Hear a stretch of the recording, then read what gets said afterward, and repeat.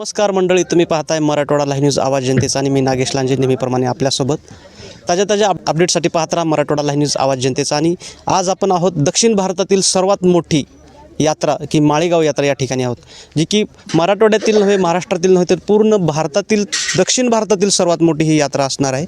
आणि याच यात्रेमध्ये नेहमीप्रमाणेच प्रेक्षक आहेत की मोठ्या संख्येने या ठिकाणी उपस्थित असतात आणि रघुवीर खेळकर RK या जी की लोककला मंच या मंचाची वाट पाहतात। आणि आपल्यासोबत आपल्या मंचावर आज असं दिग्गज नेतृत्व रघुवीर खेळकर साहेब आहेत। आपण त्यांचं प्रथम स्वागत करूयात। सर, दरवर्षीप्रमाणे तुम्ही याही वर्षी अगदी सर्व आपला संच घेऊन या ठिकाणी उपस्थित झालात आणि याच यात्रेचं नेमकं 2025चं तुमचं काय, नेमकं कशा प्रकारे तुमचं संयोजन आहे, काय सांगाल आपण?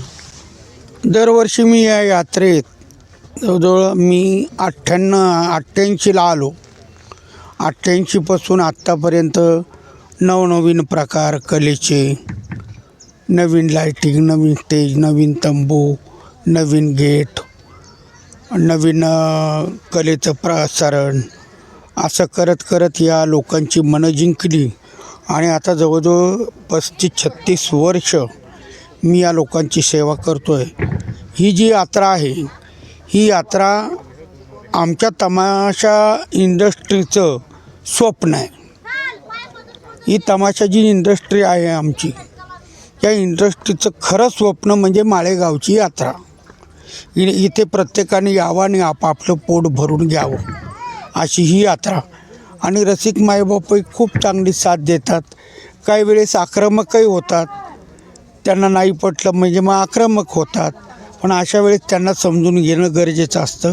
आणि कलावंत या नात्याने मी त्यांना खूप जवळून पाहतो आहे, त्यांचं मन जवळून ओळखलेलं आहे। आणि माझ्या स्टेजवर सहसा अनुचित प्रकार काही घडत नाही, परंतु इतरत्र जो अनुचित प्रकार घडतो त्याला काही अंशी कलावंत जबाबदार असतो।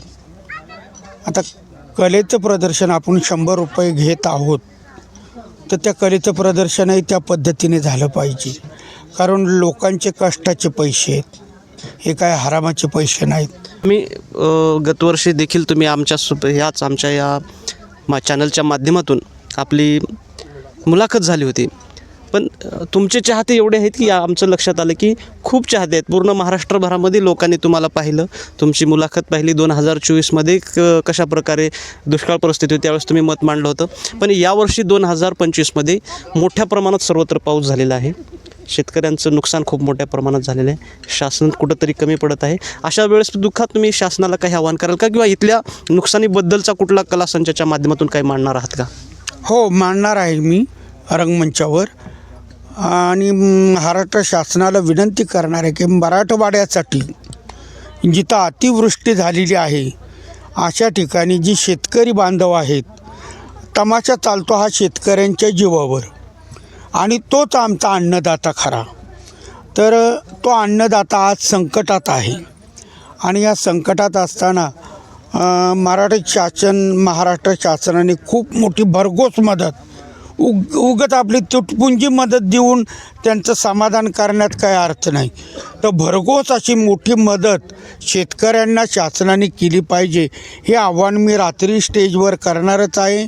आणि आता या आपल्या चॅनलच्या माध्यमातूनही मी महाराष्ट्र शासनाला अगदी पदर पसरून विनंती करतो की माझ्या मराठवाड्याच्या शेतकऱ्यांसाठी भरघोस असं अनुदान तुम्ही जाहीर करा, त्यांची नुकसान भरून काढा। आता पहा मागं तळं, या तळ्यात या यात्रेला आलेले लाखो लोक आंघोळ करत होते, ते तळं फुटलं अतिवृष्टीने।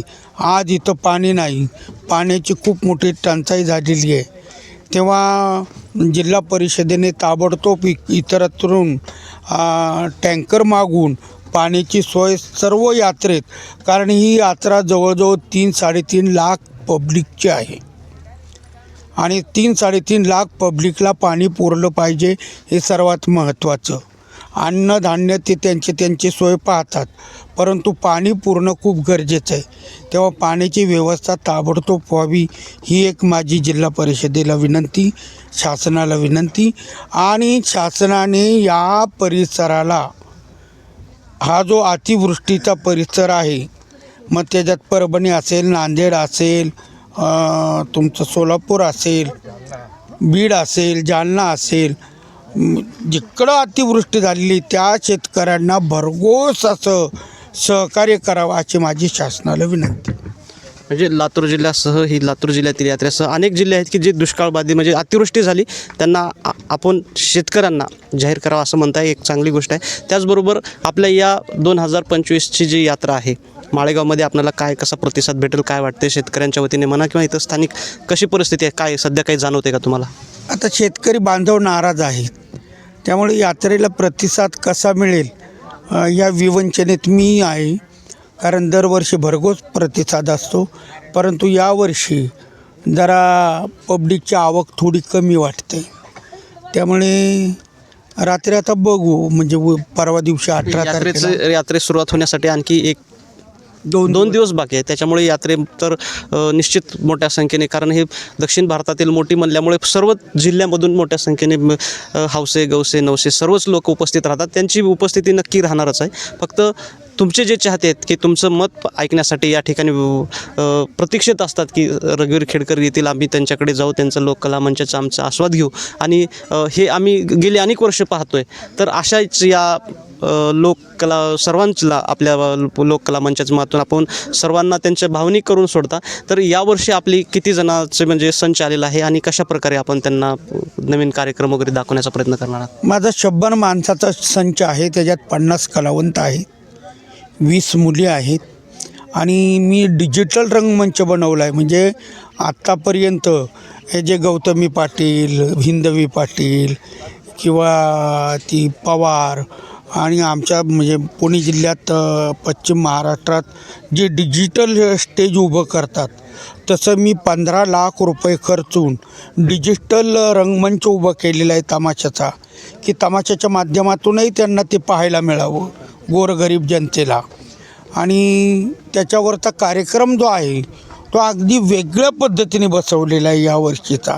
गणगवळणीपासून, रंगबाजीपासून, विनोदापासून, ते टायटल गीत, शेवटचं गीत, हे सगळं अति भरघोस असं बसून या ठिकाणी मी आलेलो आहे. या ठिकाणी जे काही भाविक भक्त जमत आहेत त्याच ठिकाणी या ठिकाणी मोठ्या दर्शनासाठी येतात. त्याचनंतर संध्याकाळीसुद्धा मोठ्या संख्येने या ठिकाणी तरुण वर्ग असेल सर्वच मंडळी उपस्थित असते. तर आपण कोणता एकांती दिवस असं काही ठेवता का त्यांच्यासाठी फ्री वगैरे काही असेल, किंवा पहिला किंवा शेवटचा दिवस असं काही असतं का आपल्याकडून?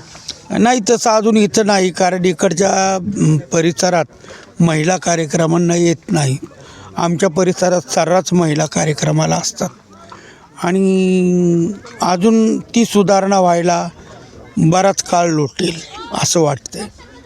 कारण तिकडच्या सुधारणेत आणि आपल्या सुधारणेत थोडा फरक आहे 2-4 वर्षाचा. त्यामुळे माझी इच्छा आहे की इथं महिलांसाठी दिवसा कार्यक्रम करायचा, परंतु महिला येतील का नाही हा मोठा प्रश्न निर्माण होतो. कारण इकडं तमाशाच्या बाबतीत थोडंसं गैरसमज आहे. ते गैरसमज आम्ही पुसून काढण्याचा प्रयत्न केलेला आहे. कारण आमच्या तमाशाला 25% महिला आता या माळेगावच्या यात्रेत येतात, परंतु ते टक्केवारी अजून वाढली पाहिजे. पहिल्या वेळेस ज्यावेळेस आम्ही आलो 2-3 वर्ष, तेव्हा एकही महिला तमाशाला येत नव्हती. पण मी आव्हान केलं, पब्लिकला सांगितलं की तुम्ही पाहता, लोक तुम्ही 8-8 दिवस या यात्रेत राहता, तुमची जेवणाची सोय ट्रस्ट करते, सगळं होतं आहे, परंतु माझ्या महिलांनाही कधी पाहायला मिळणार? आपले घरची माणसं 8-8 दिवस का राहतात तिथं? असं काय अट्रॅक्शन आहे त्या कलावंतांमध्ये, हे त्यांना कधी पाहायला मिळेल? हे सांगून 25% महिला आता माझ्या तमाशाला येत आहेत. जे अनेक बदल झालेले आहेत की गतवर्षीच्या जी काही एक 30 वर्षामध्ये जे बदल झाले ते यावर्षी बदल करण्याचा त्यांनी प्रयत्न केलेला आहे. जे की डिजिटल कलामंच उभारण्याचा प्रयत्न केला आहे. सर्व जनतेला या ठिकाणी नवीन सुविधांचा लाभ घेता यावा. त्याचबरोबर जी की महिलांमध्ये गैरसमज असतो त्या महिलांमधील गैरसमज दूर व्हावा यासाठी सुद्धा खेडकर सरांच्या वतीने आवाहन करण्यात येत आहे की महिलांनी त्यांची काय कला आहे ते पाहण्यासाठी महिलांनी देखील यावं, जेणेकरून तरुण वर्ग काय इकडे येतो, काय विनोद असतो हे पाहण्यासाठी त्यांनी आवाहन करत आहेत. त्याचबरोबर शासनाला देखील शेतकऱ्यांना भरीव मदत करावी, कारण अन्नदाता सुखी भोग, जोपर्यंत शेतकरी जगला तर सर्व जगणार आहेत, म्हणून शेतकऱ्यांना सुद्धा शासनाने भरीव कामगिरी करावी असं त्यांनी आवाहन करत आहेत. याच सर्व माळेगाव यात्रेचा आस्वाद घेऊन या रघुवीर खेडकर यांच्या लोककला मंचाचा तमाशा मंडळ आपण सर्व प्रेक्षकांनी मोठ्या संख्येने उपस्थित राहून पाहावा असे त्यांची विनंती आहे. पाहत राहा मराठवाडा लाईव्ह न्यूज, आवाज जनतेचा. मी नागेश लांजे, माळेगाव येथून नांदेड.